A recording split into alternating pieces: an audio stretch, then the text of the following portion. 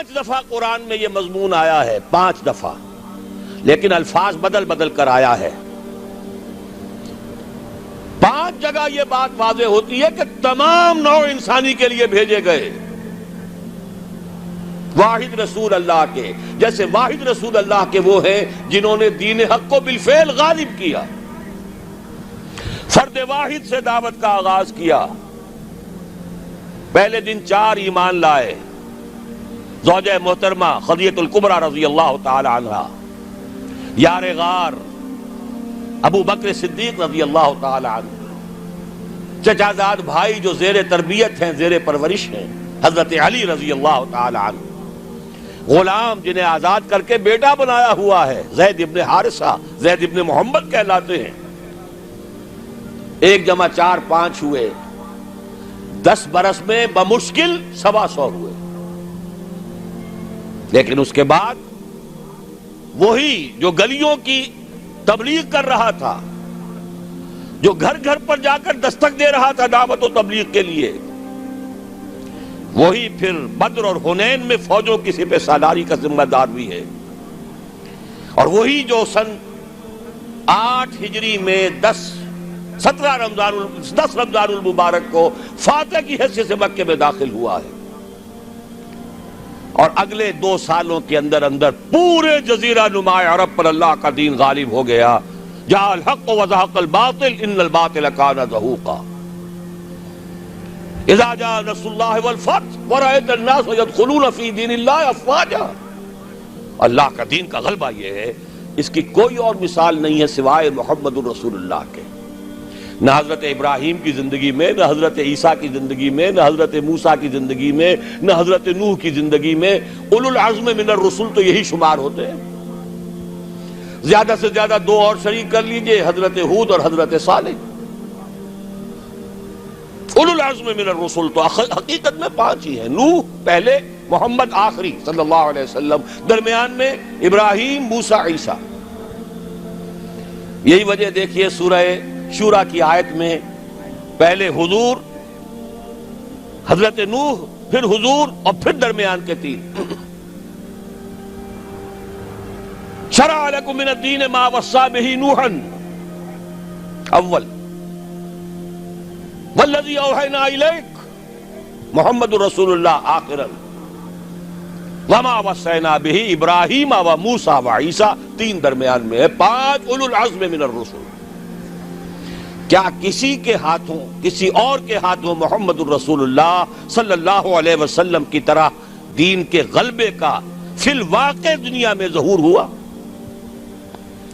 اسی طرح نوٹ کیجئے، کوئی رسول نہیں جو پوری نوع انسانی کے لیے بھیجا گیا ہو۔ میں یہاں 5واں اسلوب بیان نہیں کر سکتا، لیکن ایک آیت تو شاید سب کو یاد ہوگی، وَمَا أَرْسَلْنَاكَ إِلَّا كَافَّةً لِلنَّاسِ بَشِيرًا وَنَذِيرًا۔ اے نبی، ہم نے نہیں بھیجا ہے آپ کو مگر تمام انسانوں کے لیے بشیر اور نذیر بنا کر۔ وَمَا أَرْسَلْنَاكَ إِلَّا رَحْمَةً لِلْعَالَمِينَ قُلْ يَا أَيُّهَا النَّاسُ إِنِّي رَسُولُ اللَّهِ إِلَيْكُمْ جَمِيعًا۔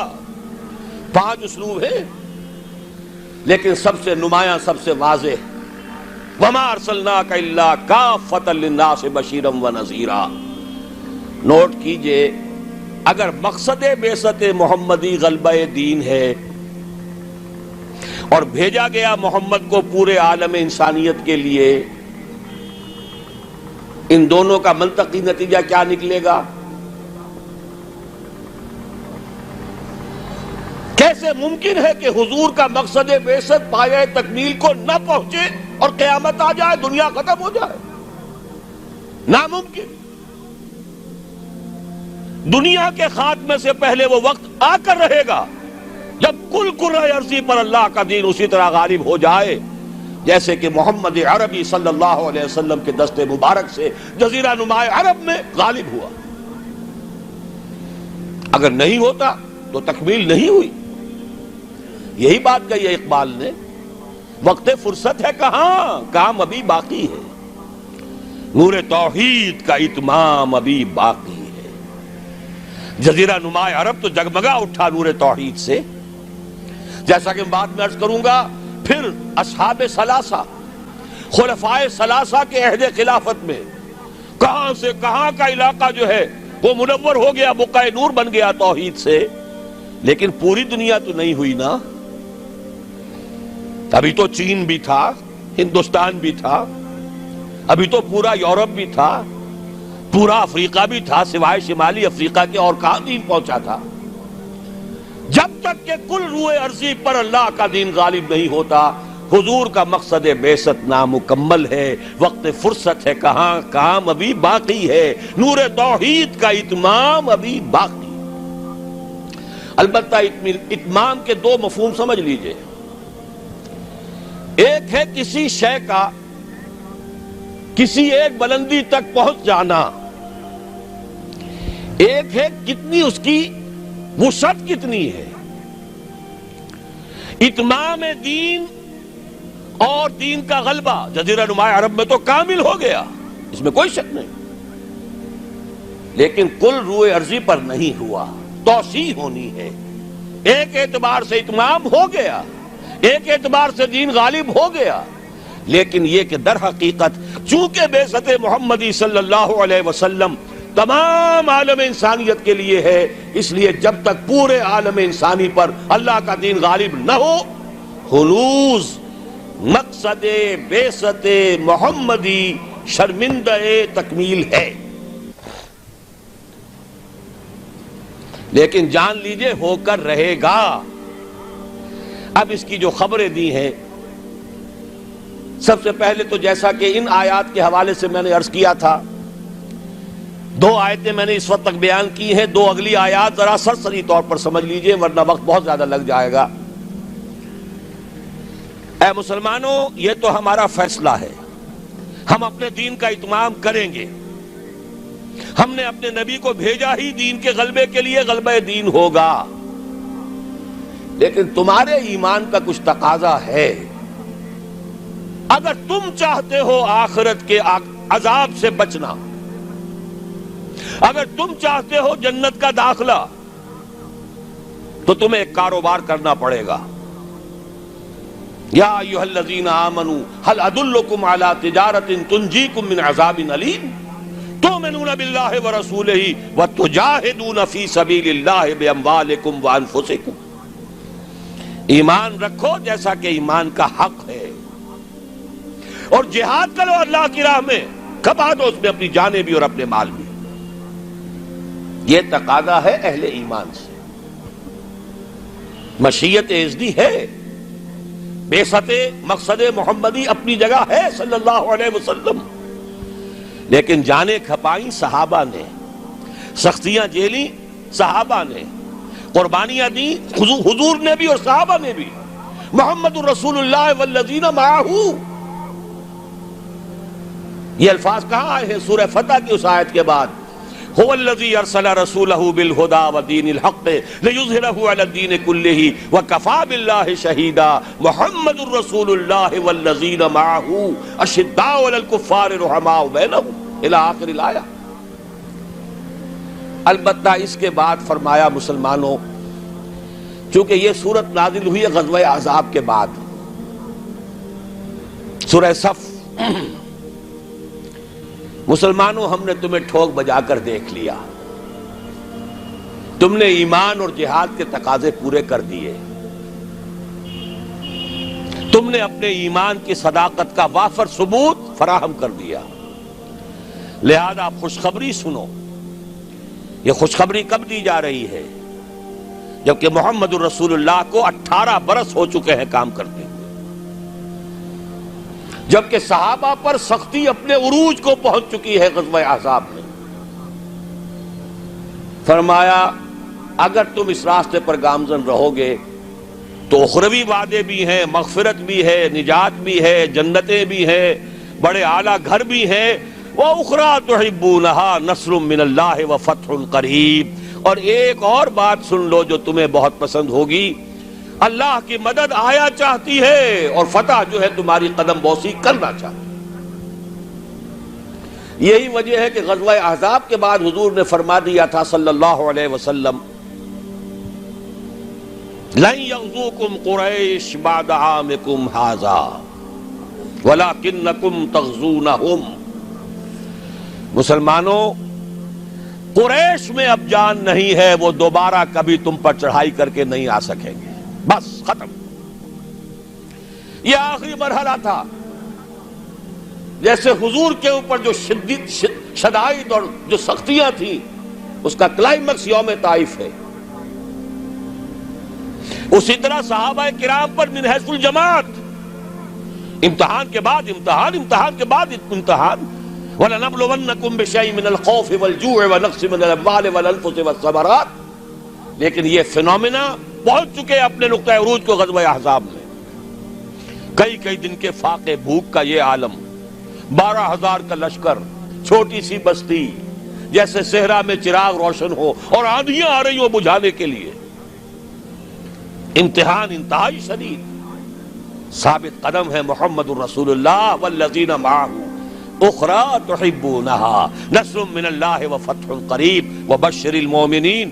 اے نبی، اہل ایمان کو بشارت دے دیجئے، تمہاری سختیوں کا دور اب ختم ہوگا، اب فتح تمہارے قدم چومے گی. یہی بشر المؤمنین پر عمل کر کے حضور نے فرمایا لن تغزوکم قریش بعد عامکم ھذا. مسلمانوں، اب قریش تم پر چڑھائی کر کے نہیں آ سکتے. وَلَكِنَّكُمْ تَغْزُونَهُمْ، بلکہ اب تمہاری طرف سے انیشیٹو ہوگا، اب تم چڑھائی کرو گے. اب یہی مضمون ہے جو سورہ نور کی اس آیت میں ہے. قاری صاحب سے بھی آپ نے سن لی، چونکہ سورہ نور بھی غزوہ احزاب کے بعد نازل ہوئی ہے. سن 5 ہجری میں غزوہ احزاب، سن 5 ہجری میں سورہ احزاب کا نزول، سن 5 کے آخر میں یا 6 کے شروع میں سورہ نور کا نزول ہے.